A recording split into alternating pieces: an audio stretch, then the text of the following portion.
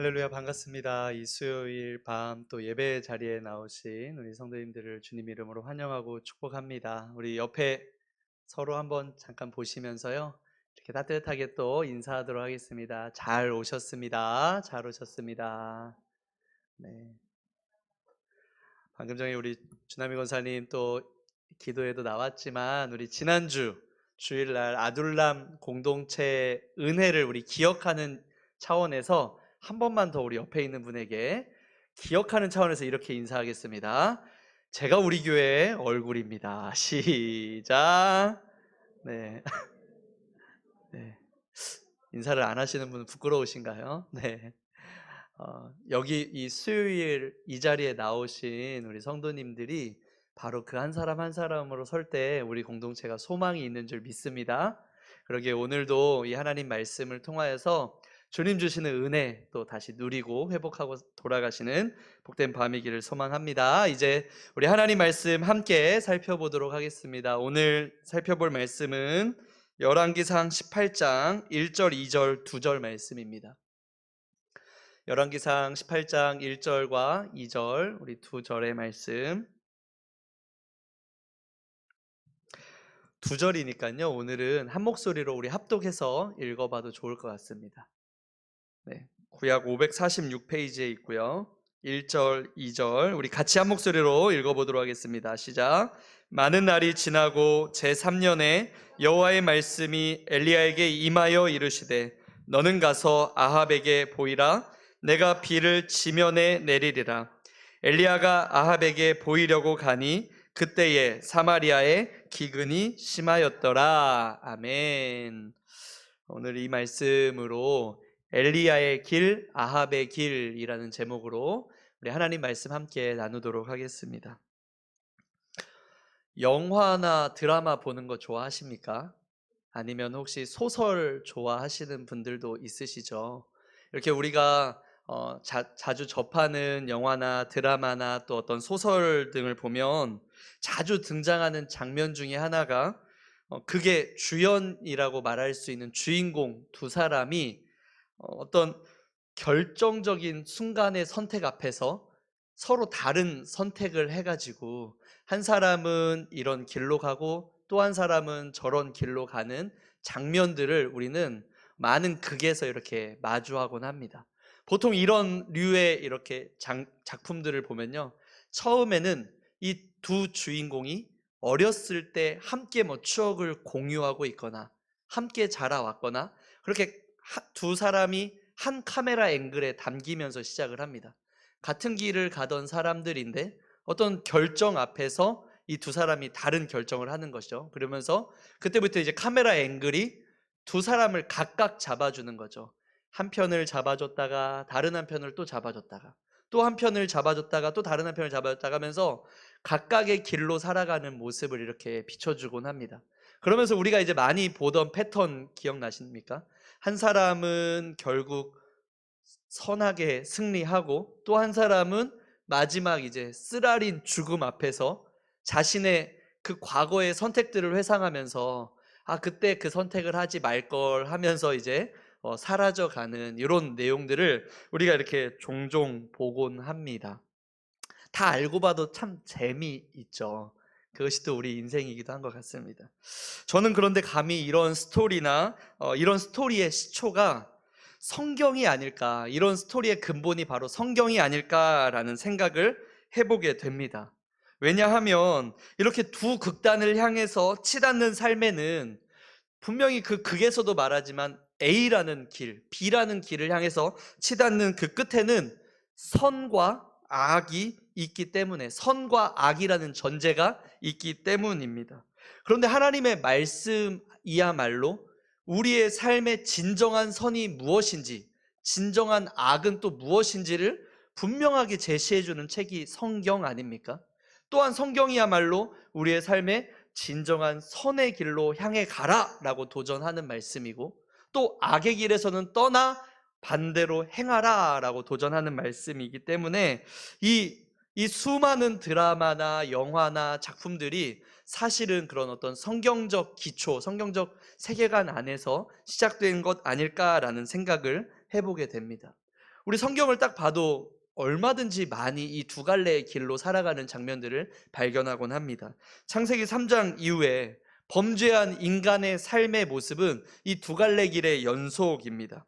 에서의 길이 있었고요. 그에 비해서 셋의 길 또는 아담의 길, 다른 길이 다른 족보를 통해서 시작되어 이어집니다.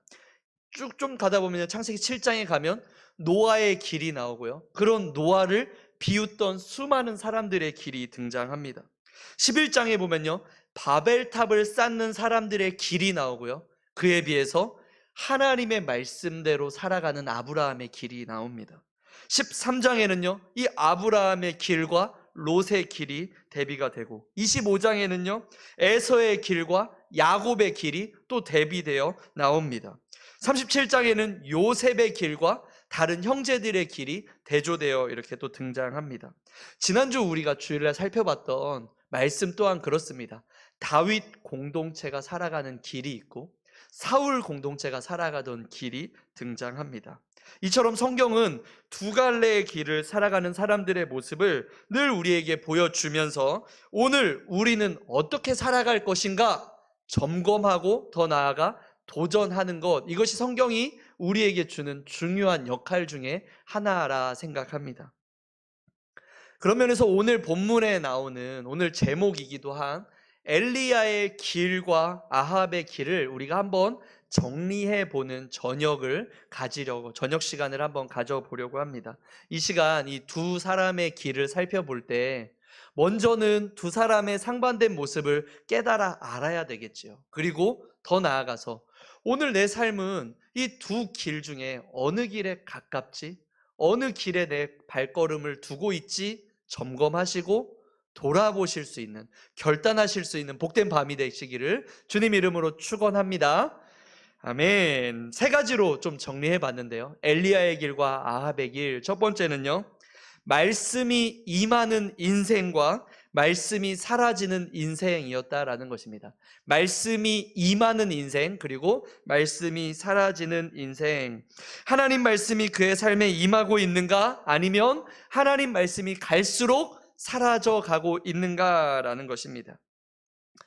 오늘 말씀에서 엘리야와 아합은 만났습니다. 그런데 사실 첫 만남이 아닙니다. 이미 3년 전에 한번 만난 적이 있습니다. 첫 번째 만남은요, 바로 앞장인 17장 1절에 기록이 되어 있는데요. 그때 당대의 최고의 권력가였던 아합 앞에 한 무명의 선지자가 나타납니다. 그리고 그 선지자가 아합에게 이렇게 말합니다. 내 말이 없으면 수년 동안 비도 이슬도 내리지 않을 것이다.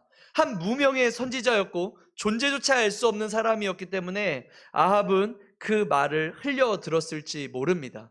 그러나 그 말은 실제가 되었습니다.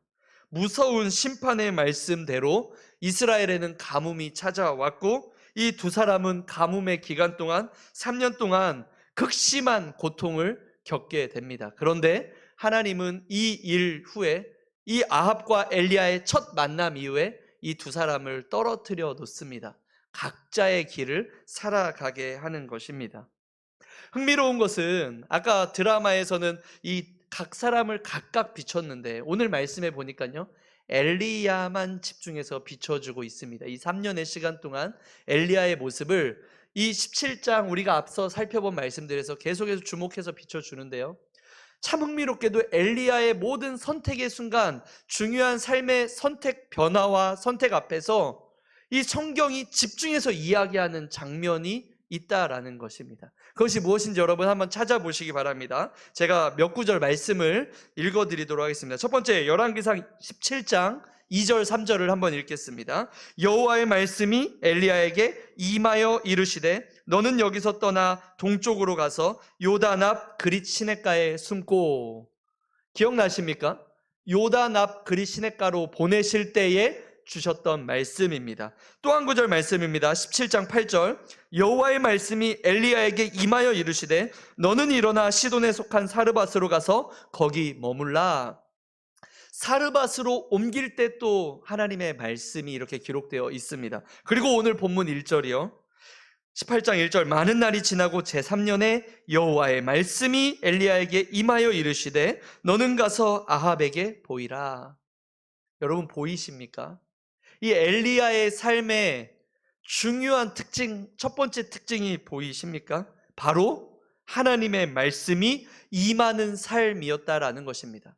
그저 한 번 임하고 끝나는 것이 아니고 시간이 지날 때마다 중요한 선택의 기로 앞에서마다 하나님의 말씀이 임하는 삶이었다라는 것입니다. 말씀이 견인하는 삶, 말씀으로 인도받는 삶, 중요한 변화 앞에서 결정의 기준은 다른 어떤 것이 아닌, 눈에 보이는 어떤 것이 아닌 하나님 말씀으로 견인되고 점철되는 삶, 이것이 바로 엘리야의 삶이고 엘리야가 살아온 삶의 특징입니다. 조금에도 살펴보겠지만 우리는 이미 앞서 그렇게 살아갔던, 하나님의 말씀이 임해서 그 말씀이 임한 대로 살아갔던 엘리야의 삶이 얼마나 복된 삶이었는지 우리 몇 주 동안 이미 봐 알지 않습니까? 반대로 아합은 어땠을까요? 언젠가 한번 말씀드린 것처럼 하나님은 이 3년 전 열정 많던 엘리야를 아합 앞에 세우시더니 그 다음에 엘리야를 숨기십니다. 여러분 혹시 기억나십니까? 왜 숨겼다라는 했는지 기억나십니까? 두 가지 이유였습니다. 엘리야를 숨기신 이유. 첫 번째는 엘리야 때문입니다. 엘리야라는 사람을 훈련시키기 위함입니다. 하나님의 큰 일, 이제 우리 곧 보겠지만 갈멜산 전투를 위한 하나님의 일꾼으로 준비시키기 위함입니다. 그런데 그것만이 아닙니다. 두 번째 이유는요, 이스라엘 때문이었습니다. 아합 때문이었습니다.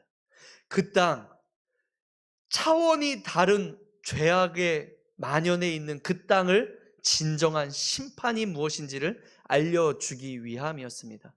유일하게 말씀을 담는 그릇이었던 엘리야를 그 가운데 사라지게 한 것입니다. 말씀이 사라진 인생입니다. 여러분, 이 두 사람의 상반적인 삶의 모습이 지난 3년 동안 일어났던 것, 이것이 오늘 본문이 우리에게 보여주는 두 길의 특징, 두 길의 다른 점입니다. 1977년 7월 13일 밤 8시 30분 미국의 뉴욕시 전체가 정전이 되는 사건이 있었습니다. 도시 전체에 전기를 공급하는 발전소에 벼락이 4차례나 연속으로 떨어지면서 전력망이 마비가 된 것입니다. 그리고 도시 전체가 정전이 되었습니다. 해결 방법을 당장 찾지 못해서 지금은 뭐 이런 상황이 있으면 비상전력으로 이제 대체할 수 있는데 그 당시에는 그런 상황이 없었기 때문에 이 뉴욕시에 25시간, 25시간 동안 정전이 이어졌고 도시 전체가 대혼란에 빠지는 사건이었습니다. 당장 엘리베이터에 탄 사람들은 갇혀버린 거죠. 나올 길이 없는 겁니다. 전기가 복구되지 않는 한. 병원은 또 어떻겠습니까? 수술하던 의사가 빛을 잃어버렸습니다. 이 차트도 볼 수 없습니다. 수술하고 있는 중에 멘붕에 빠지는 것 아닙니까? 뿐만 아닙니다. 뉴욕시에 살던 모든 사람들이 이 극심한 혼란과 패닉에 빠졌습니다. 일상생활 자체를 이어갈 수 없었기 때문입니다. 그런데 여러분, 비극은 여기서 끝이 아니었습니다. 그날 밤부터 다음날 밤까지 뉴욕의 25시간은 수많은 신문들이 증거하듯 마치 지옥과 같은 공포의 시간이었습니다. 암흑을 틈타 여기저기서 사람들이 폭동이 일어나기 시작합니다. 약탈이 시작되기 시작하는 것입니다. 처음에는 몇몇 사람들의 범행이었겠죠. 그런데 이윽고 지극히 평범한 사람들도 이 범행에 가담하는 것입니다.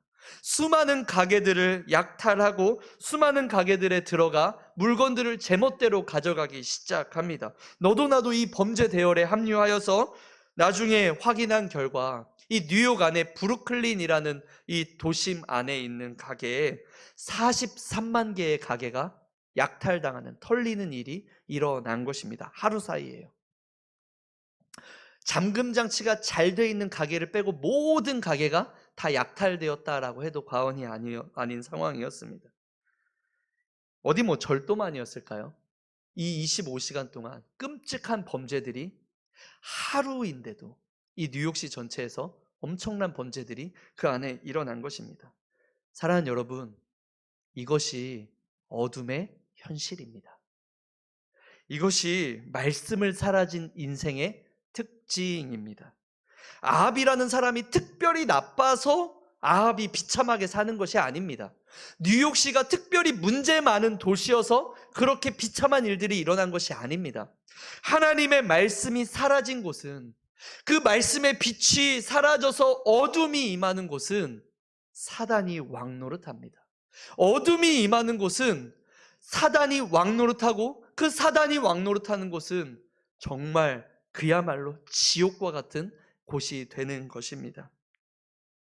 말씀이 임하는 인생, 중요한 선택마다 말씀이 임하고 임한 말씀 붙들고 살아가는 인생, 반대로 그 말씀이 사라져가는 인생. 여러분의 오늘은 어디에 가까우십니까? 여러분의 오늘은 하나님의 말씀이 임하는 인생에 가까우십니까? 아니면 어느 순간부턴가 몸부림을 치는데도 그 말씀이 내 삶 가운데 들려지지 않고 울려지지도 않고 역사가 사라지는 그런 삶입니까? 우리 사랑과 사랑교회 이 자리에 계신 우리 성도님들의 삶은 엘리야의 길, 하나님의 말씀이 때에 따라 임하는 복된 삶이 되시기를 주님 이름으로 축원합니다. 여러분, 수요 예배는 목사여서, 전도사여서, 집사여서, 권사여서 나오는 시간이 아닙니다. 새벽 예배도 마찬가지입니다. 어떤 누구 때문에 나오는 시간이 아닙니다. 내 삶에 말씀이 사라지면 뉴욕시와 같은 비참한 삶이 되니까, 그것을 우리가 알기 때문에 다시 한번 말씀의 빛을 사모하며 나오는 자리입니다. 그 사모함으로 여러분 예배의 자리에 나오시는 복된 여러분이 되시기를 다시 한번 축복합니다. 두 번째입니다. 엘리야의 길과 아합의 길. 두 번째는요, 하나님의 약속을 붙드는 인생, 그리고 자신의 욕망을 붙드는 인생으로 정리해 볼 수 있습니다. 하나님의 약속을 붙드는 인생과 자신의 욕망을 붙드는 인생입니다. 앞에 살펴봤지만 엘리야의 중요한 선택의 순간에, 아니 그 중요한 선택 전에 늘 하나님의 말씀은 엘리야의 삶 가운데 임하였습니다. 그런데 여기서 주목해야 될 굉장히 중요한 특징이 있습니다. 그 임한 말씀을 가만히 살펴보면요, 그 말씀에는 공통적으로 두 가지가 꼭 들어갑니다. 첫 번째, 하나님의 임한 말씀의 첫 번째 특징은요, 하나님의 명령입니다. 여호와의 말씀이 엘리야에게 임하여 이르시되 한 다음에 하나님은 명령하십니다. 엘리야가 살아가야 될 삶의 모습을 분명하게 알려주시는 것입니다. 이것이 말씀의, 임한 말씀의 첫 번째 특징이고요. 두 번째, 또 하나의 특징이 있는데요, 그것이 바로 하나님의 명령 다음에 따라오는 하나님의 약속입니다. 여러분, 다시 한번 말씀을 보겠습니다. 열왕기상 17장 2절에서 4절 제가 또 읽어드리겠습니다. 여기서 하나님 약속을 여러분 보실 수 있기를 바랍니다 라고 말했는데 빨간색으로 표시가 이미 돼 있네요. 네, 같이 한번 보겠습니다. 여호와의 말씀이 엘리야에게 임하여 이르시되 너는 여기서 떠나 동쪽으로 가서 요단 앞 그리 시냇가에 숨고 그 시냇물을 마시라. 그 다음 약속이 무엇입니까? 같이 읽어볼까요? 내가 까마귀들에게 명령하여 거기서 너를 먹이게 하리라. 아멘. 하나님은 명령만이 아니고 그 뒤에 무엇을 주십니까? 약속도 주십니다. 이것을 하면 내가 너를 이렇게 인도해 주겠다. 두 번째 또 보실까요? 열왕기상 17장 8절 여호와의 말씀이 엘리야에게 임하여 이르시되 너는 일어나 시돈에 속한 사르밧으로 가서 거기 머물라. 그 다음에 약속을 같이 선포해 볼까요? 시작. 내가 그곳 과부에게 명령하여 내게 음식을 주게 하였느니라. 하나님 어떤 약속하십니까? 네가 이대로 행하면 내가 그곳에서 너를 먹이시겠다 약속하고 계십니다. 오늘 본문도 마찬가지입니다. 세 번째로 하나님 말씀이 임합니다. 18장 1절 많은 날이 지나고 제3년에 여호와의 말씀이 엘리야에게 임하여 이르시되 너는 가서 아합에게 보이라. 명령 다음에 어떤 약속이 있습니까? 시작. 내가 비를 지면에 내리리라. 아멘. 하나님의 말씀이 임할 때마다 그 말씀에는 하나님께서 엘리야에게 주시는 명령 또한 있었지만 또 한 가지 기억해야 될 것은 그 안에 하나님의 선하신 약속이 함께 있었다라는 것입니다. 언제부터인지는 모르겠지만 엘리야는 그 약속을 보고 그 약속이 실현되는 것을 경험하는 맛을 알았습니다. 하나님이 늘 자신의 삶에 이미 아합에게 보이기 전부터 그 디셉 사람 엘리야가, 정말 무명의 엘리야가 아무도 없을 때부터 하나님의 말씀에 순종할 때 하나님이 그 말씀 뒤에 오는 약속을 신실하게 이루어 가시는 주님임을 엘리야는 이미 경험해서 알았던 것입니다. 그러기에 때로는 엘리야의 생각으로는 이해되지 않는 까마귀에게 보내시고 이 사르밧 땅으로 보내시는 그 앞에서도 엘리야는 하나님께 묻지 않고, 하나님께 따지지 않고, 하나님께 반항하지 않고 그 약속의 말씀에 순종하며 나아갔던 것입니다. 어떻게 그럴 수 있었을까요? 다른 것이 아닌 하나님이 약속하신 그 약속의 말씀을 붙들었기 때문인 것입니다. 아마 엘리야에게 18번 찬양이 있었다면 이 찬양 아니었을까요? 주님 약속하신 말씀 위에서, 2절이 이렇거든요. 세상 염려 내게 엄습할 때에 어떻게 해요? 용감하게 힘써 싸워 이기며 뭘 붙들어요? 약속 믿고 굳게 서리라. 그 걸음이 때로는 이해되지 않아요. 그런데 어떤 찬양하면서 걸어갔을까요? 후렴입니다. 굳게 서리, 영원하신 말씀 위에 굳게 서리, 굳게 서리. 그 약속하신 그 말씀 위에 굳게 서리라. 엘리야는 약속의 말씀을 붙드는 인생이었습니다. 엘리야의 길은 약속의 말씀을 붙들고 살아가는 길이었습니다. 엘리야 또한 성정, 우리와 똑같은 성정을 가진 자였기에 세상 염려가 내게 엄습해 올 때에 얼마나 두려웠을까요? 얼마나 그렇게 염려들 앞에서 또 좌절하고 걱정이 되기도 했을까요? 그럴 때마다 엘리야는 다른 것을 붙드는 것이 아니고 하나님의 그 약속이요, 너 사르밧으로 가라? 그러면 과부에게 내가 통해서 너를 먹이겠다. 아, 이해되지 않지만, 세상 염려가 엄습해 오지만 하나님이 약속 믿고 내가 굳게 서며 나아갑니다. 여러분, 이것이 엘리야의 길의 특징이었던 것입니다. 반대로 아합의 길은 어땠을까요? 앞에서 말씀드렸지만 성경은 아합의 삶을 그렇게 조명해 놓지 않습니다. 엘리야만 클로즈업 해놨습니다. 그런데 힌트는 주고 있습니다. 오늘 본문 18장 2절이 그 힌트입니다. 제가 한번 읽어드리겠습니다. 18장 2절이 아니고요, 5절입니다. 5절. 아합이 오바디아에게 이르되 이 땅의 모든 물근원과 모든 내로 가자. 혹시 꼴을 얻으리라. 그리하면 말과 노새를 살리리니 짐승을 다 잃지 않게 되리라 하고. 본문에서는 그래도 아합의 모습 한 구절이 나옵니다. 아합도 어디론가 떠납니다. 아합도 어디론가 길을 향해 내고 있습니다. 그걸 보니까 간절함도 보입니다. 물을 찾으러 가는 간절함이 보입니다. 근데 왜 이렇게 아합은 간절한 걸까요? 이미 그의 말에서 아합의 간절한 이유가 발견되는데 동시에 아합의 정체와 수준 또한 발견됩니다. 무엇 때문에 아합은 물을 찾고 있습니까? 말과 노새를 살리리니, 말과 노새를 살리리니 그리하면 내 짐승을 다 잃지 않게 되리라. 여러분, 아합은 어떤 사람입니까? 북이스라엘을 다스리는 왕입니다. 왕은 무엇을 염려해야 되는 사람입니까? 자신의 백성들의 안위를 걱정하고 책임져야 되는 사람입니다. 이미 북이스라엘은 3년 동안 가뭄에, 극심한 가뭄에 죽어가고 있습니다. 수많은 백성들의 신음과 수많은 백성들의 죽어가는 숨이 끊어지는 통곡이 끝나지 않는, 끝없이 이어지는 삶이었습니다. 그런데 여러분, 아합은 그러한 이스라엘의 왕으로, 지도자로 살아가며 아합이 지금 갈급한 것은 무엇입니까? 아합이 급급한 것은 무엇입니까? 아합이 직접 물을 찾아 떠나자라고 말하는 이유는 무엇입니까? 백성들이 아닙니다.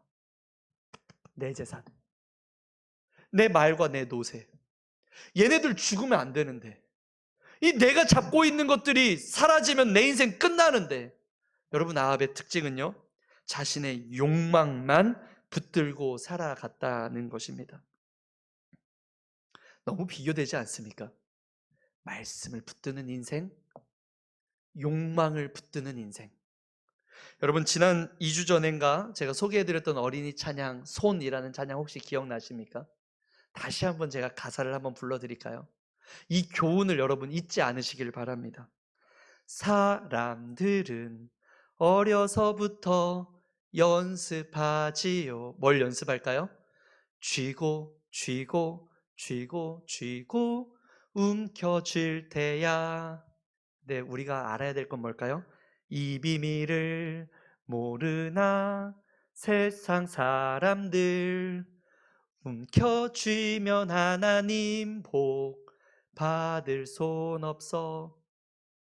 아무리 복을 주고 싶으셔도, 아무리 복을 베풀고 싶으셔도 그 욕망을 붙드는 인생에는 하나님의 복을 받을 손이 없는 것입니다. 오늘 아합의 삶이 그랬습니다. 자신이 움켜쥔 것, 그것이 때로는 하나님이 앞서 주신 선물 같은 것일지 모릅니다. 하나님이 이미 주신 은사이고 은혜였을지 모릅니다. 그런데요, 여러분, 아무리 그것이 앞서 주신 하나님의 은혜였다 할지라도 하나님이 아닌 그것을 붙들고 사는 사람은요, 더 이상 하나님의 복을 받을 손이 없습니다. 그의 삶은 그 붙든 것 때문에 나도 남도 비참해질 뿐입니다. 오늘 아합이 그렇지 않습니까? 왕인데 그냥 내 노새와 말 죽을 것만 걱정하는 수준으로 전락해버린 아합의 모습. 사랑하는 여러분, 오늘 두 번째로 이 두 갈래의 길을 보시며 오늘 내 삶에 붙들고 있는 것은 무엇이지? 아니 거창한 거 말고요. 여러분 오늘 어떤 염려를 하셨습니까? 여러분 이번 한 주간 무엇 때문에 여러분은 근심하고 계십니까? 여러분 그 앞에서 우리가 놓지 못하고 꼭 잡고 있는, 이거 없으면 나 끝날 것 같다라고 말하는 그 무엇은 또 무엇입니까?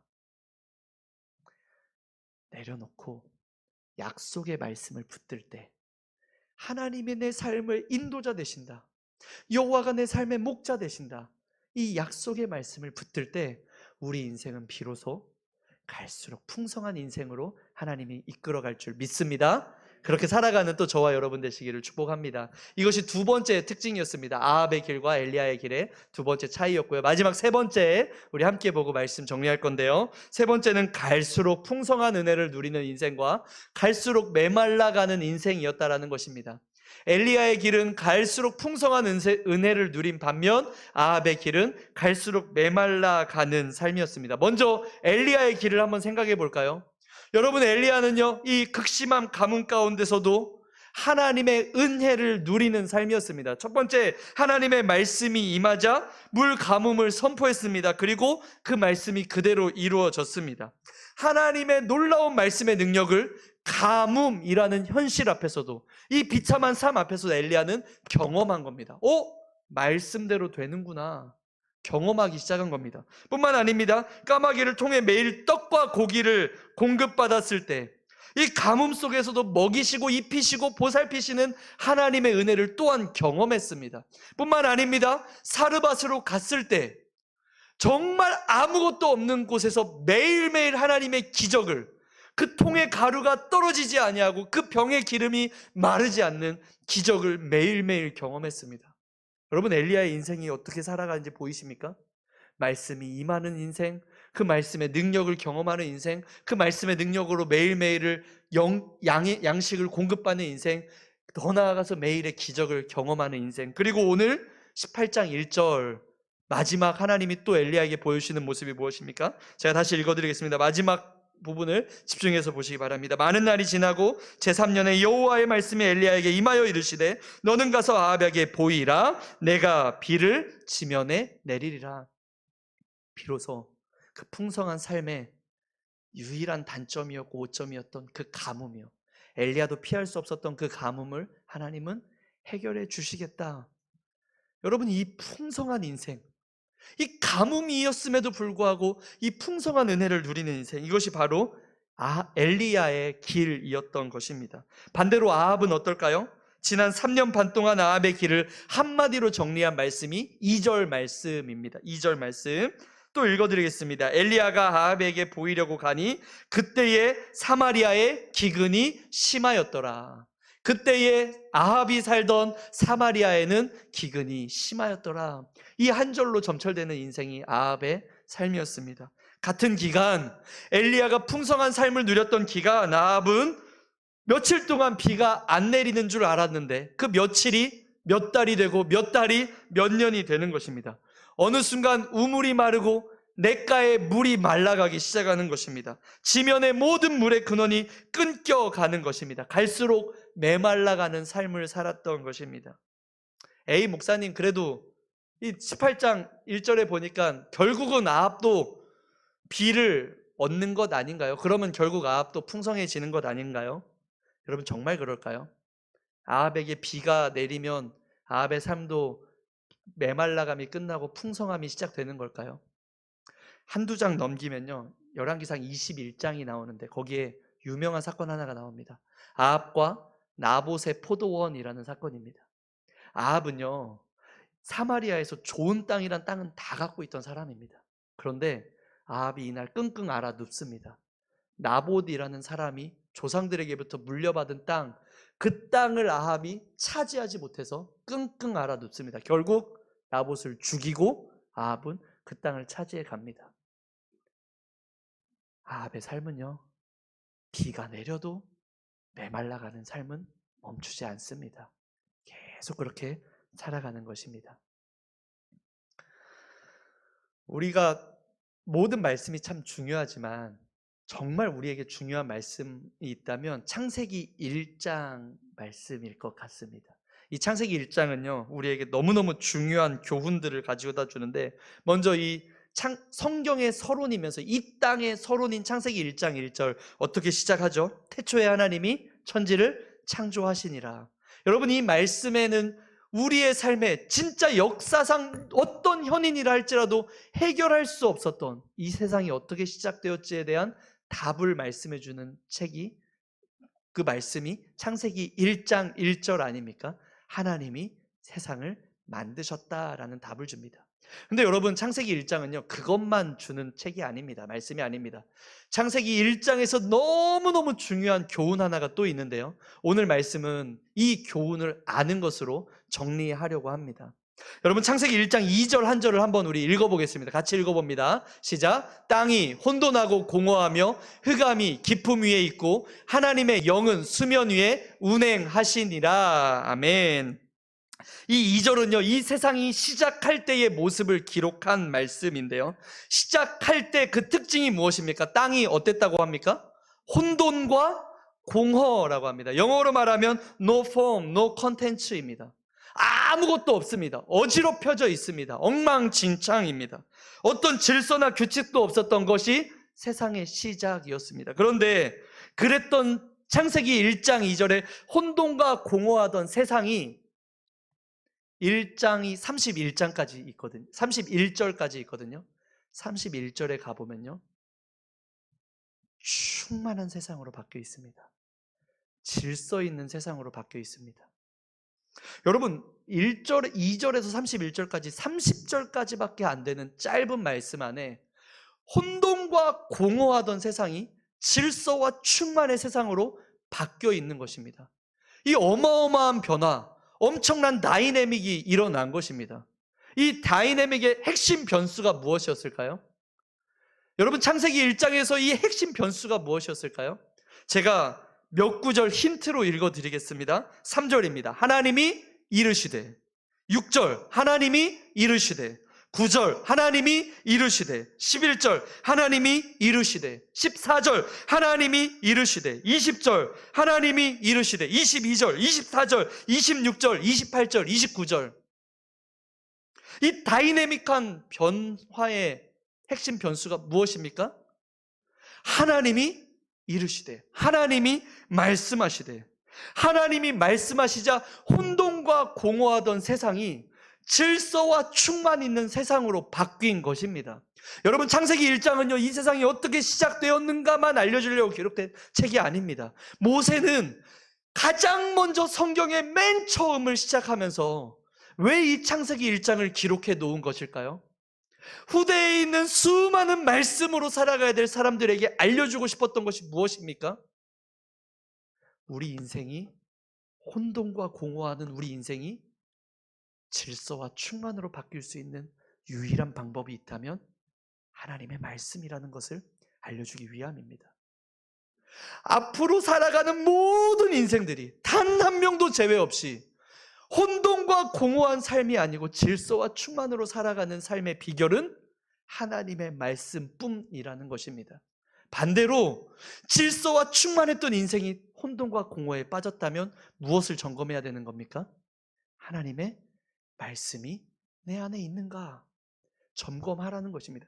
이것이 여러분 창세기 1장이 우리에게 주는 위대한 도전이고 교훈인 줄 믿습니다. 여러분의 요즘은 좀 어떠세요? 왠지 모를 혼돈과 공허의 연속 혹시 아니십니까? 혹시 갈수록 메말라가는 것 같은 삶이 아닙니까?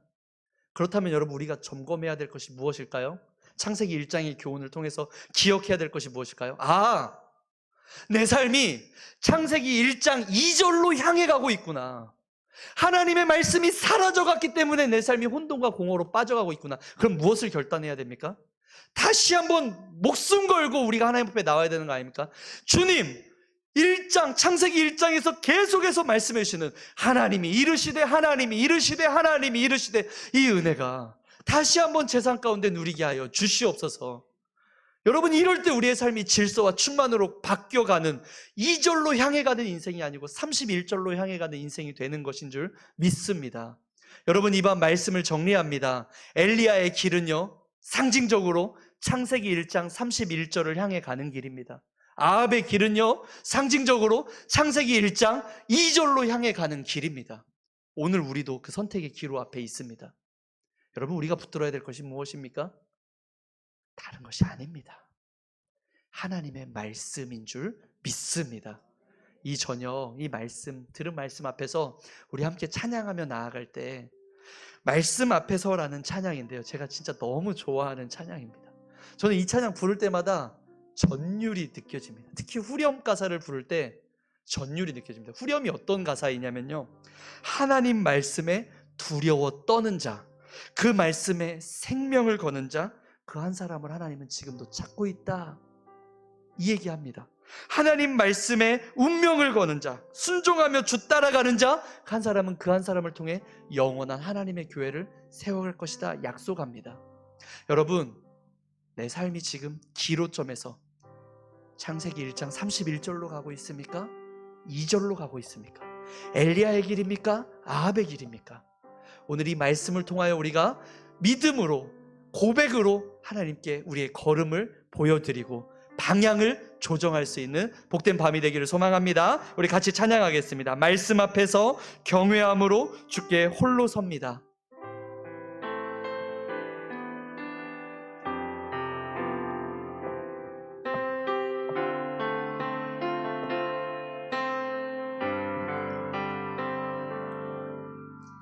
말씀 앞에서 경외함으로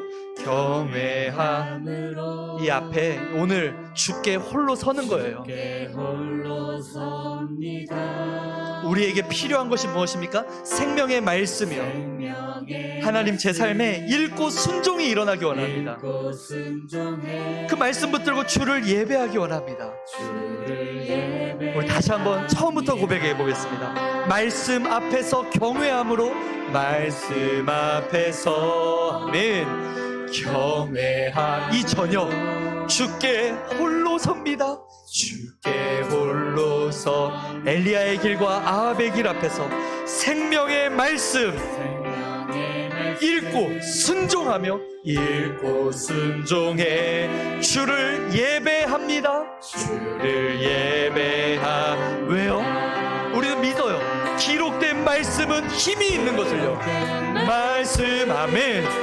힘이 있어서 그 말씀이요, 진리로 우리를 거룩해 인도하십니다. 거룩해 하며, 거룩한 말씀은요, 세세 영원히 복음이 되어 우리를 올바른 삶으로 견인하며 그러기에 하나님 이 저녁 하나님 말씀에 두려워 떠는 자, 그 말씀에 생명을 거는 자. 한 사람 찾으시는 사람 찾으시는 주님의 약속을 믿는 믿음 가지고 약속을 믿어 하나님 말씀에 운명을 거는 자. 아멘. 운명을 거는 자 순종하며 주 따라가는 자 주 따라가는 자 영원한 하나님 나라 영원한 하나님 나라 이뤄갈 주의 교회여 이뤄갈 주의 교회여 이 자리에서 일어나라 일어나. 우리 처음부터 다시 고백해 볼까요? 말씀 앞에서 경외하는 마음이요 그 마음으로 이 저녁 주님 앞에 섭시다. 주께 홀로 섭니다. 생명의 말씀이요 결단할까요? 읽고 순종하기로요. 주님 예배하기로요. 주를 예배합니다. 왜 그렇죠? 이 기록된 말씀은 힘이 있기에. 아멘. 말씀 아멘. 힘이 있어. 그 말씀이요 진리로 우리를 거룩히 인도해 가시기에 거룩해 하며 거룩한 말씀이요 세세 영원히 사라지지 않는 복음이 되어 다시 한번 우리 삶 가운데 말씀하시네. 믿기에 그 하나님 말씀에 두려워 떠는 자 하나님 아멘. 두려워 떠는 자 그 말씀에 생명을 거는 자 생명을 거는 자 그 한 사람 어디 있니?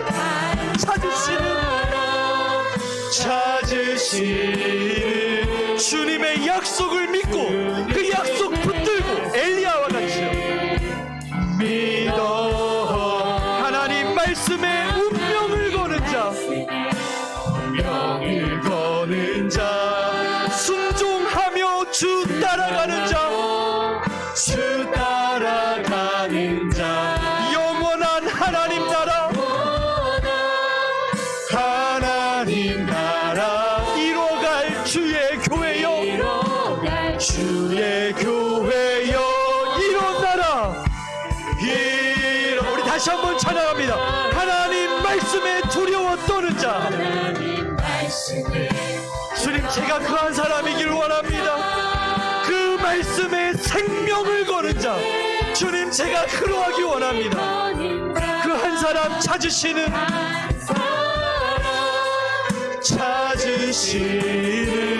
주님의 약속을 믿고 하나님 이 저녁 주님 앞에 전심으로 고백합니다. 하나님 말씀에 운명을 거는 자 아멘.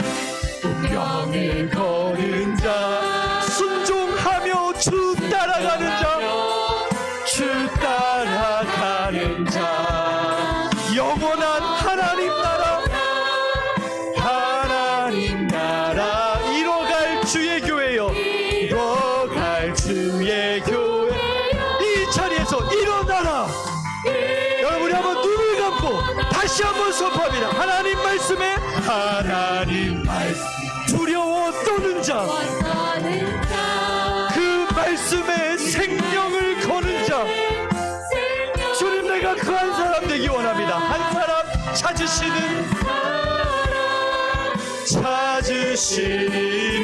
주님의 약속을 믿으며 그 약속 굳게 붙들며 믿어 하나님 말씀에 운명을 거는 자 주님 우리가 그러기 원합니다. 순종하며 주 따라가는 자 주 따라가는 자 영원한 하나님 나라 영원한 하나님 나라 이뤄갈 주의 교회여 주의 교회여 일어나라. 예 우리 마지막으로 간절히 고백합시다. 하나님 말씀에 하나님 두려워 떠는다 자 그 말씀에 생명을 거는 자 생명을 하나님이여 간절히 찾으세요. 한 사람 찾으시는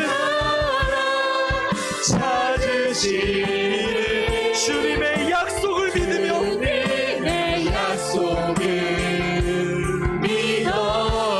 하나님 말씀에 운명을 거는 자 순종하며 주 따라가는 자 영원한 하나님 나라 이뤄갈 주의 교회요 일어나라 아멘. 이 시간 우리 같이 한번 기도합시다. 하나님이 왜 이 말씀을 기록하시고 우리에게 전하게 하셨을까요? 하나님은 왜 그토록 두 갈래의 길을 살아가는 사람들을 계속해서 보여주시며 우리에게 도전하시는 걸까요? 오늘 우리의 삶에도 말씀이 사라지면, 오늘 우리의 삶에도 말씀의 견인이 되지 않으면 그 뉴욕시 정전된 그 나라와 그 도시와 같이 비참할 수밖에 없는 인생이기 때문입니다. 하나님, 이 시간 다른 어떤 것이 아닌 말씀을 붙들기를 결단합니다. 하나님, 이 시간 말씀 앞에 두려워 떨고 그 말씀의 운명을 걸기를 결단합니다. 하나님, 저의 인생 말씀 붙드는 삶이 되게 하여 주시옵소서. 말씀으로 견인받는 인생 되게 하여 주시옵소서. 우리 간절하게 말씀으로 인도해달라고, 말씀으로 견인하여달라고 우리 구하며 기도하며 나아가도록 하겠습니다. 같이 기도합니다. 하나님 아버지 감사합니다. 하나님, 오늘 엘리야의 길과 이 아합의 길을 바라보며 하나님, 오늘 우리의 삶은 어떠한 모습에 가까운지, 하나님, 오늘 우리의 모습은 어떠한 모습에 정말 가까운지, 오늘 우리는 창세기 1장 2절과 31절의 모습 중에 어느 곳을 향해 나아가고 있는지, 하나님, 이 저녁 다시 한번 우리가 이 말씀 앞에서 다시 한번 우리의 모습을 돌아봅니다. 하나님, 그 못 놓고 있는, 꼭 쥐고 있는 그것 하나님 앞에서 내어놓고 약속 붙들며 나아가기를, 다시 한번 그 말씀의 운명을 걸기를, 다시 한번 운명을 걸며 순종하며 나아가기를 하나님, 그렇게 기도하며 나아가오니 아버지 붙잡아 주시옵소서. 아버지 붙잡아 주시옵소서. 말씀으로 인도받고 견인받는 내 말씀이 되옵소서. 이 시간 우리 한 번만 더 위해서 기도할 때 교회를 위해서 기도해 주시기 바랍니다. 영원한 하나님의 나라 이뤄갈 주의 교회입니다. 영원한 하나님의 나라 이뤄갈 주의 교회입니다. 그러하기에 교회가 붙들어야 될 것도 하나님의 말씀인 줄 믿습니다. 이 시간 우리 사랑과 사랑교회, 우리 사랑하는 우리 교회를 위해 기도해 주실 때, 하나님, 오늘 우리 교회에 이런저런 감사한 소식들을 주셔서 감사합니다. 그런데 우리가 이때에 어떤 사람의 많고 적음에 집중하는 것이 아니고 하나님 말씀의 운명을 거는 교회 되게 하여 주시옵소서. 그 말씀에 두려워 떠는 교회 되게 하여 주시옵소서. 올바른 말씀이 강단에서 선포되는 교회 되게 하여 주시옵소서. 우리를 위해서 한 번 더 우리 사랑하는 마음을 가지고 간절한 소망을 가지고 교회를 위하여 한 번 더 기도하며 나아가겠습니다. 같이 기도합니다. 하나님 아버지, 이 시간 다시 한 번 더 주님 앞에 기도하며 나아갑니다. 하나님, 오늘 우리 교회를 위해서 하나님 기도하며 나아갑니다. 하나님, 참 감사합니다. 우리에게 하나님 정말 이 감사한 나날에 매주가 지나갈수록 감격의 시간을 보내게 해주셔서 감사합니다. 이럴 때에 하나님, 우리가 집중해야 될 것이 다른 어떤 것이 아니고 하나님의 말씀임을 믿습니다. 온 성도들이 집중해야 될 것이, 온 성도들이 운명을 걸어야 될 것이, 두려워 떨어야 될 것이 하나님의 말씀임을 믿습니다. 하나님 아버지, 우리 교회를 붙들어주시고 선포되는 말씀을 붙들어주시고 하나님의 기름 부음을 허락하여 주셔서 주님의 말씀의 운명을 거는 주의 나라를 이루어가는 주의 교회 되어질 수 있도록 기뻐 받으시는 주에게 될 수 있도록 주님 인도하여 주시옵소서. 하나님 감사합니다. 이 저녁 두 갈래의 길, 엘리야가 살았던 모습과 아합이 살았던 모습을 통하여 오늘 우리가 헷갈렸던 우리의 삶에 다시 한번 이정표를 바로 세우고 목표를 바로 수정하고 그렇게 새 남은 3일을 살 수 있도록 은혜 주셔서 감사합니다. 혹시 이 자리에 이번 한 주간 갈수록 혼란과 공허함에 빠져가는 성도님은 없었는지, 하나님, 창세기 1장 2절로 향해 갔던 우리의 삶이라면 다른 게 아니고 말씀이 빠졌었구나 깨달을 수 있는 은혜를 허락하여 주시옵소서. 그리고 하나님이 이루시되 시마다 때마다 내 삶 가운데 그 말씀이 견인하고 말씀으로 인도받는 삶을 회복하여 엘리야가 걸어갔던 길처럼 갈수록 풍성한 삶을 우리 또한 걸어가고 살아가고 누려갈 수 있도록 주님 인도하여 주시옵소서. 하나님, 오늘 우리 사랑과 사랑교회를 사랑하여 주시고 인도하여 주셔서 하나님, 우리가 하나님이 허락하시는 이 놀라운 부흥의 역사를 함께 경험하는 요즘을 보내게 해주셔서 감사합니다. 이럴 때 하나님, 우리가 착각하고 어떤 사람의 오고 많고 적음에 집중하는 것이 아니고 하나님 말씀에 더욱 두려워 떨며 말씀을 경외하며 말씀 앞에 서는 교회 되기를 원합니다. 선포되는 말씀마다 하나님께서 기뻐하는 말씀이 선포되게 도와주시고 기름 부음 있는 말씀이 선포되게 도와주시옵소서. 그 말씀이 땅에 떨어지는 것이 아니고 우리의 마음밭에 떨어져 30배, 60배, 100배의 결실을 맺는 놀라운 말씀의 은혜가 있는 교회 되게 하여 주시옵소서. 하나님, 이 밤 또 여러 가지 기도 제목을 가지고 또 하나님 앞에 기도하며 나아갈 때에 하나님 은혜 주시고 하나님 임재를 경험하게 하여 주셔서 우리의 삶에 하나님이 함께 계시기에 내 삶은 오늘도 샬롬입니다. 이 고백을 함께 이 밤 주님 또 잠자리에 들고 새 날을 살아갈 수 있는 우리 모두 될 수 있도록 인도하여 주시옵소서. 믿고 감사드리며 모든 말씀 예수님 이름으로 기도드렸습니다. 아멘. 주기도문으로 예배 마칩니다. 하늘에 계신 우리 아버지여, 이름이 거룩히 여김을 받으시오며 나라의 임하옵시며 뜻이 하늘에서 이룬 것 같이 땅에서도 이루어지이다. 오늘날 우리에게 일용할 양식을 주옵시고 우리가 우리에게 죄 지은 자를 사하여 준 것 같이 우리 죄를 사하여 주옵시고 우리를 시험에 들게 하지 마옵시고 다만 악에서 구하옵소서.